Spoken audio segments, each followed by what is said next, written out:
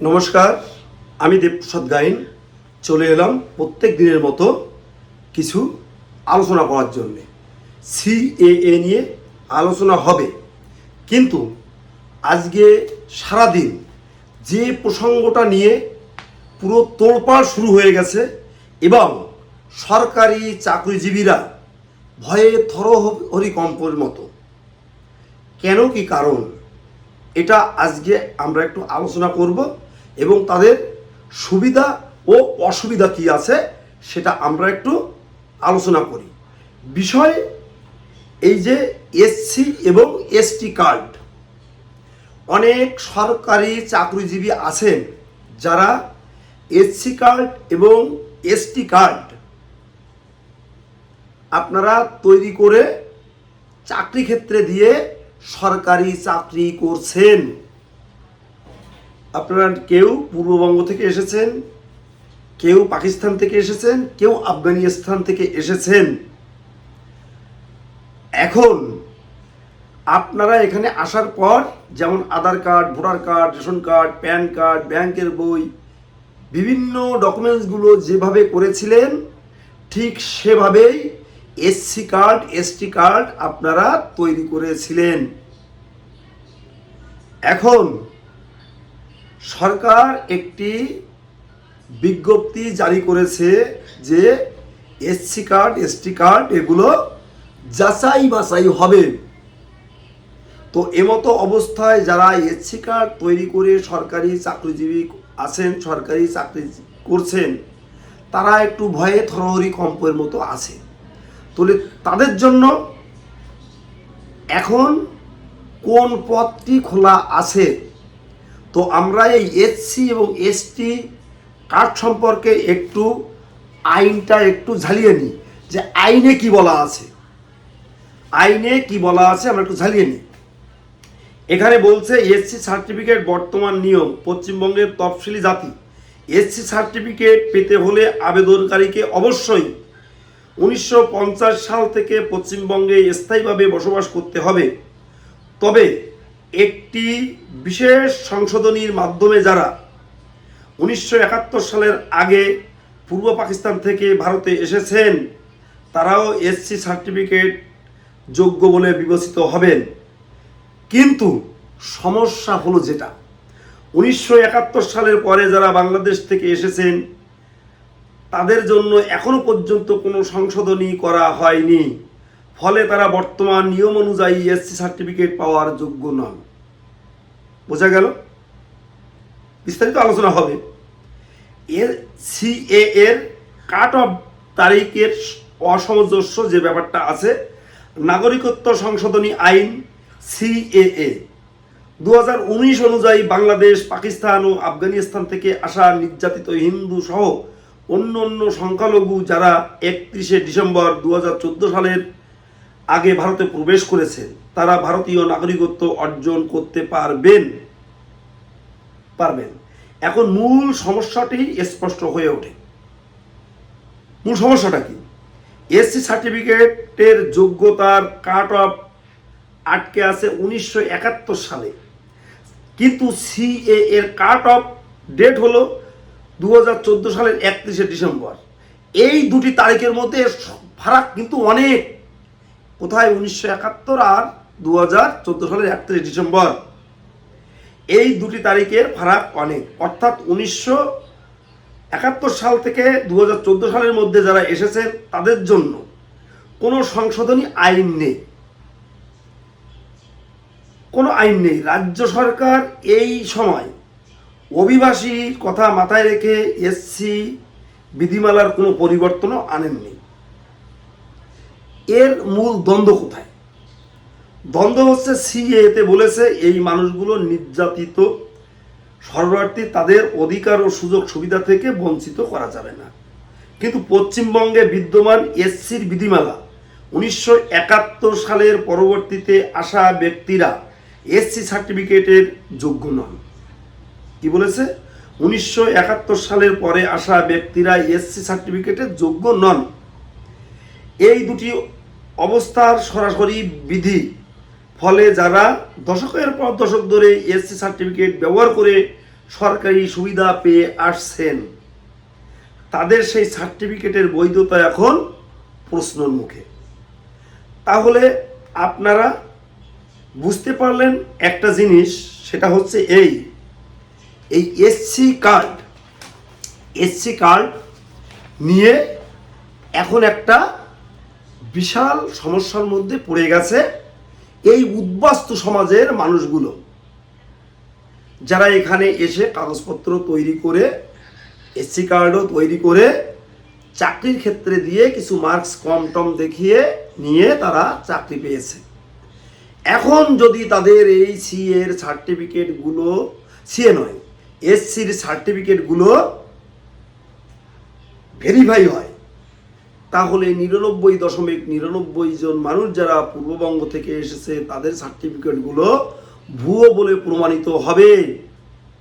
তাহলে SC certificate যখন ভুয়ো বলে প্রমাণিত হবে, আপনার চাকরির ক্ষেত্রে কি হতে পারে আপনি বিচার ও বিশ্লেষণ করবেন, সেই বোঝা এবং জানার দায়ভার আপনাদের কাছে রইল। আপনাদের শুধু ফিজিক্যালি পায়ে ধরতে আমরা বাকি রেখেছিলাম। প্রত্যেক দিন এই সোশ্যাল মিডিয়ায় হাত জোড় করে অনুরোধ করি, ভাই আপনি চাকরি করতে পারেন, আপনি যে কোনো কিছু করতে পারেন। আপনার 2002 সালে আপনার ভোটার তালিকায় নাম ছিল, এখনও নাম আছে, আপনি 26 সালেও ভোট দিয়েছেন। কিন্তু যদি আপনি বাংলাদেশ থেকে এসে থাকেন, পাকিস্তান থেকে এসে থাকেন, আফগানিস্তান থেকে এসে থাকেন, আপনি হিন্দু, বৌদ্ধ, খ্রিস্টান, শিখ, জৈন, পারসি এই 6 সম্প্রদায়ের মানুষ এসে থাকেন, তাহলে আপনারা সিএএতে আবেদন করবেন। কেন করবেন? সিএএ অ্যাক্ট অর্থাৎ সিটিজেনশিপ অ্যামেন্ডমেন্ট অ্যাক্ট, এখানে স্পষ্টভাবে বলা আছে, কি বলা আছে? যদি কোনো ব্যক্তি এই ধারার অধীনে নাগরিকত্বের জন্য আবেদন করে, সার্টিফিকেট পাবো পরে। এই সিএএ 2019 বিধিমালা অনুযায়ী সিটিজেনশিপ কার্ড নেওয়ার জন্য, সার্টিফিকেট নেওয়ার জন্য সিএএ অর্থাৎ সিটিজেনশিপ অ্যামেন্ডমেন্ট অ্যাক্টের মাধ্যমে আপনি নাগরিকত্ব নেওয়ার জন্যে যদি আপনি আবেদন করে থাকেন, তাহলে কি কি আপনার সুবিধা আছে? সার্টিফিকেট পরে পাওয়া হবে, হ্যারিং পরে হোক। কি কি সুবিধা আছে? আপনার নামে যদি কোনো ফৌজদারি মামলা থাকে, আপনি আবেদন করার দিন থেকেই আপনি ওই মামলা থেকে অব্যাহতি পাবেন। আর কি কি সুবিধা আছে? যদি ওই ব্যক্তি এই 3 দেশ থেকে এসে থাকে, তাহলে তিনি এই আবেদন করার আগের তারিখ পর্যন্ত যে যে সুযোগ সুবিধা ভোগ করতেন, কোনো সুযোগ সুবিধা থেকে তাকে বঞ্চিত করা যাবে না এবং করবে না। এবং তার যত ডকুমেন্টস আছে, একটি ডকুমেন্টসও বাতিল বলে গণ্য হবে না। তার মানে আপনার চাকরি বাকরি, ব্যবসা বাণিজ্য, লক্ষ্মী ভাণ্ডার, রেশনতলা, জমি জমা ইত্যাদি ইত্যাদি আপনার যে সমস্ত কাগজপত্র আছে, কোনো কিছুতে কবজা বা হস্তক্ষেপ করতে পারবে না। আপনি অ্যাপ্লিকেশন করার আগে যে সুযোগগুলো ভোগ করতেন, এখনও সেই সুযোগ সুবিধাগুলো ভোগ করবেন। তার মানে অনেকের নিয়ম আইন যা আছে, অনেক পৃষ্ঠা, এত পৃষ্ঠা নিয়ে আজকে আর আলোচনা করব না। এই আইনটা নিয়ে একদিন আলোচনা করা যাবে। এখন যেটা নিয়ে আলোচ্য বিষয়, আমার অনেক বোনরা ফোন করে কান্নাকাটি করছে, অনেক দাদা ভাইয়েরা ফোন করে সরাসরি ফিজিক্যালি কান্নাকাটি করছে, যে এমনি যে কান্না সুরে বলছে এইরকম নয়, কান্নাকাটি করে বলছে আমার জীবন শেষ হয়ে যাবে, আমার জীবনে আর কিছু থাকবে না, আমার আর বাঁচার ইচ্ছা নেই, আমি কি করতে পারি, কি করব, আমাকে একটু পথ দেখান, বাঁচার উপায় কি। এরকম অনেক সরকারি চাকরিজীবী তারা এসসি সার্টিফিকেট দিয়ে চাকরি পেয়েছে, এদের চাকরি ভবিষ্যৎ কি প্রশ্নের সম্মুখীন হচ্ছে কিনা আপনারাই বিচার ও বিশ্লেষণ করবেন। তবে হ্যাঁ, গ্যারান্টি গ্যারান্টি গ্যারান্টি ভারতবর্ষের মানবতার সরকার, প্রধানমন্ত্রী নরেন্দ্র মোদীজি এবং স্বরাষ্ট্রমন্ত্রী অমিত শাহজির স্পষ্ট বক্তব্য, স্পষ্ট বাণী, যারা সিএএ এর মাধ্যমে নাগরিকত্ব অর্জন করবে তাদের কারো কোনো চাকরি বাকরি, কোনো কাগজপত্র হস্তক্ষেপ করা হবে না। তারা যে চাকরি বাকরি করতো, তাদের যে যে ডকুমেন্ট ছিল, যে যে কাগজ ছিল, সব কিছু ভ্যালিড।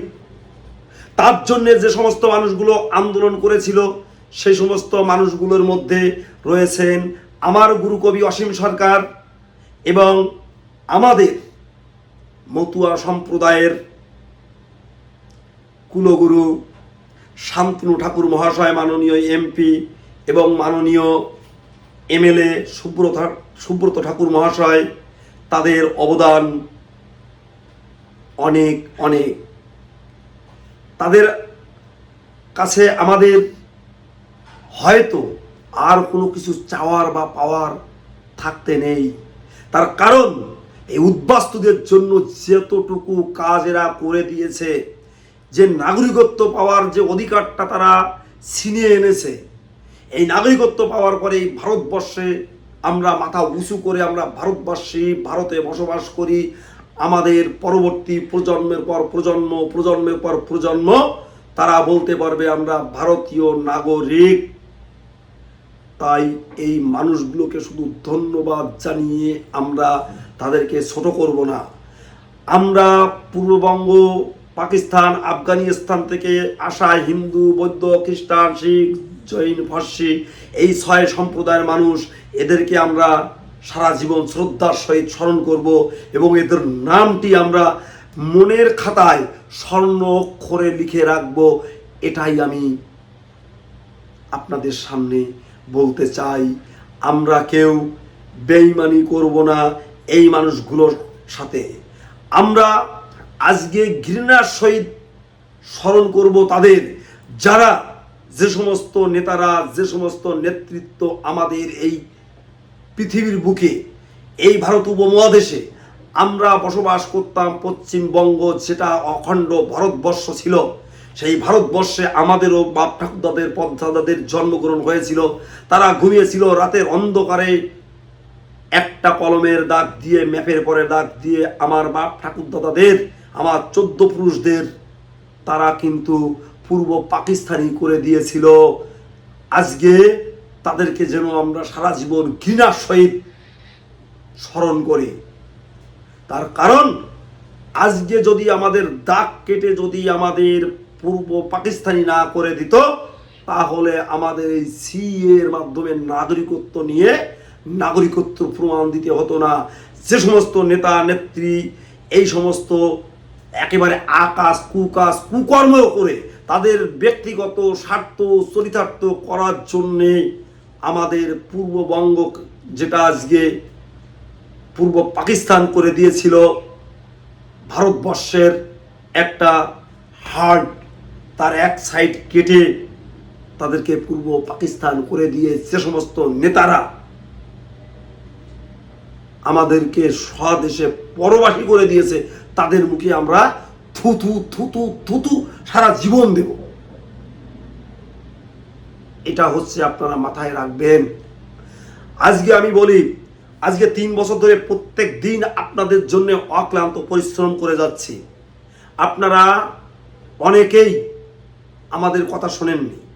প্রত্যেকে ঘরের কোনায়, আপনাদের টেবিলের কোনায়, আপনাদের মানে শহর খাটের কোনায়, মাথার কাছে আপনারা এই 14-15 বছর ধরে এক জোড়া চটি চটি চটি রেখে সেগুলো আপনারা চেটেছেন আর ঘুমিয়েছেন।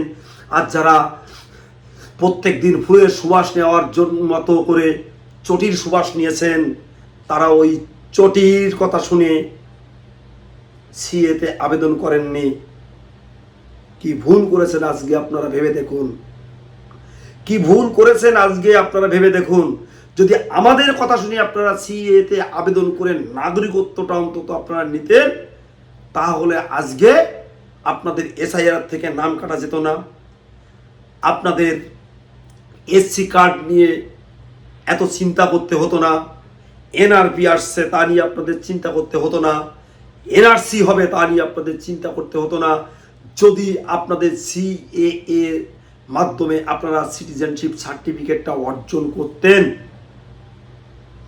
তাই আমি বলবো, এখনো এখনো এখনো শুধু আপনার ঘরে নয়, আপনাদের পাড়ায় নয়, আপনাদের ক্লাবে নয়, আপনাদের পার্টি অফিসে নয়, এখনো প্রশাসনিক অনেক থানাতেও মনে হচ্ছে তাদের টেবিলের নিচেই এক জোড়া চটি রাখা আছে, যে তারা ঢুকে আগে একটু শুকে নিচ্ছে। কারণ পদ্ম ফুলের গন্ধ বা অন্য ফুলের গন্ধ তারা এখনো সহ্য করতে পারছে না, এখনো সহ্য করতে পারছে না। কেন পারছে না জানেন? ছোট্ট একটা গল্প বলি, বৃহৎ আকারে সেই গল্পটা টেনে বড় করব না, তবু আপনারা শুনবেন, শর্টকাটে বলি। ক্লাস 5-এ আমরা পড়েছিলাম ধর্ম শিক্ষায় মেছুনির গল্প। একদল মেছুনি প্রত্যেক দিন তারা মাছ ধরতে যেত, মাছ ধরে বিক্রি করে তারা বাড়িতে ফিরত। এমন একদিন আকাশে মাছ ধরে তারা ফিরছে, আকাশে প্রচণ্ড মেঘ, সেই মেঘের ঝোড়ো হাওয়া, প্রচণ্ড ঝড়, বিদ্যুৎ চমকাচ্ছে, তারা দৌড়িয়ে ঢুকে পড়লো এক মালির বাগানে। সেখানে একটা ঘর, সেই ঘরে তারা শুয়ে আছে সারাদিন, সারা রাত ধরে বৃষ্টি, কিন্তু তাদের ঘুমিয়ে শুয়ে শুয়ে ঘুম আসছে না। কেন ঘুম আসছে না? তার কারণ তাদের অভ্যাস মাছের পচা গন্ধ শোকা। একজন মেছুনি বলল, রাত আমি দেখছি কি করা যায়, ঘুম আসছে না ফুলের গন্ধে, ফুলের সুবাসে। তারা কি করলো, তাদের যে ঝুড়ি, মাছ ধরা ঝুড়ি, মাছ রাখা ঝুড়ি একটু ভিজিয়ে এনে মাথার ধারে রাখলে ওই ঝুড়ি দিয়ে মাছের পচা ফুরফুরে গন্ধ তাদের নাকে আসতে লাগলো। তারা একেবারে শান্তির নিদ্রায় নিদ্রিত হইল, অর্থাৎ ঘুমাইল। এখনো কিছু প্রশাসনিক জায়গায়, প্রশাসনের কিছু ঊর্ধ্বতন মহল নেতা, এই প্রশাসনের কিছু ঊর্ধ্বতনের মহলের যারা আছেন, অনেক থানাতেও আছে, তারাও এখনো সেই চটি ধুয়ে ধুয়ে শুকে শুকে তারা আছে। অনেক জায়গায় আমাদের অনেক উদ্বাস্তু মানুষদের ধরে নিয়ে এখনো বদমাইশি করছে, সেই চটির গন্ধ তাদের নাক থেকে এখনো যায়নি, এখনো চটিতে জল ছিটিয়ে ছিটিয়ে তারা শুকছে। কিন্তু এদিন আর বেশি দূরে নয়, যেদিন আপনার ওই চটি বেশি দিন শুকতে থাকলে ওতে পটি লাগিয়ে চাটিয়ে ছেড়ে দেব। আপনারা শুধু একটা কথাই বলবো, আপনারা যে যেখানে আছেন সিএতে আবেদন করবেন, সকল সমস্যার সমাধান হবে আমাদের উদ্বাস্তুদের। আপনারা যদি সিএতে আবেদন করতে সমস্যা হয়, শুধু আমার উত্তর 24 পরগনা নয়, পশ্চিমবঙ্গের যে কোনো জেলা থেকে আমাকে ফোন করবেন। আমার ফোন নাম্বার 9804682324। তাছাড়া শুধু পশ্চিমবঙ্গে নয়, ভারতবর্ষের যে কোনো রাজ্যে আপনারা থেকে থাকেন, আমার উদ্বাস্তু মা, ভাই, বোন, দাদা, কাকা, কাকিমা, আপনাদের কাছে করজোড়ে হাত জোড় করে বলছি, আপনারা আর অহেতুক কাল বিলম্ব করবেন না, সিএতে অবশ্যই আবেদন করবেন। আমার ফোন নাম্বার দেওয়া থাকবে, আপনারা সেই নাম্বারে আপনারা ফোন করবেন। আমি এখানেই বসে আপনাদের সকল সমস্যার সমাধান করব এবং সিএতে আবেদন করার সার্বিক দায়িত্ব নিয়ে আপনাদের আবেদন করে নাগরিকত্ব সার্টিফিকেট পাওয়ার দোরগোড়ায় আমি পৌঁছে দেব। তো আমার এই প্রতিবেদন যারা শহর বন্দর গ্রামগঞ্জে প্রত্যেকদিন দেখেন, তাদেরকেও বলবো আপনারা আমার চ্যানেলটিকে সাবস্ক্রাইব করবেন এবং শেয়ার করে দেশ ও দেশের বাইরের লোককে দেখার সুযোগ করে দেবেন। বন্ধুরা, আপনারা 3 বছর ধরে যেমন ধৈর্যের পরিচয় দিয়ে আমার এই প্রতিবেদন দেখেন, আজকেও দেখবেন। আশা করি শেয়ার করে প্রচুর লোককে দেখার সুযোগ করে দেবেন। আমার বক্তব্য শেষ করার আগে সবার জন্য রইল আমার অন্তরস্থল থেকে দেওয়া ভালোবাসা, শুভেচ্ছা, অভিনন্দন। আমার বয়োজ্যেষ্ঠদের জন্য রইল আমার প্রাণের একেবারে উজাড় করা প্রণাম।